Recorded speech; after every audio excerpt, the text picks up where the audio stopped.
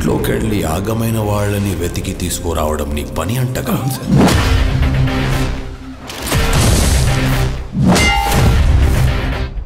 నేను ఎలా ఉంటానో మా అమ్మ నాకు ఇప్పటికీ తెలియదు, కానీ వాళ్ళ ఆవేదన నాకు తెలుసు.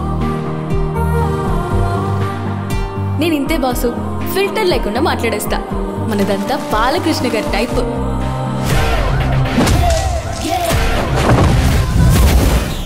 తన బదులు నేను సారీ చెప్తాను. You are my hero. ఆ కొండారెడ్డి గారిని తలుచుకుంటే చాలు కింద తడిసిపోతుంది. నువ్వేమో హీరోలు విలన్న డైలాగులు, దానికి వెళ్ళి సపోర్ట్. వాడికి జీవితాంతో అనాథలా ఉండి అలవాటు అయిపోయింది, అనాథలాగే ఉండాలనుకుంటున్నాడు. తులసమ్మత్త అయితే కుత్కెళ్ళనే విసుకుతుంది, అదే ఈ తల వైపు మండిందనుకో.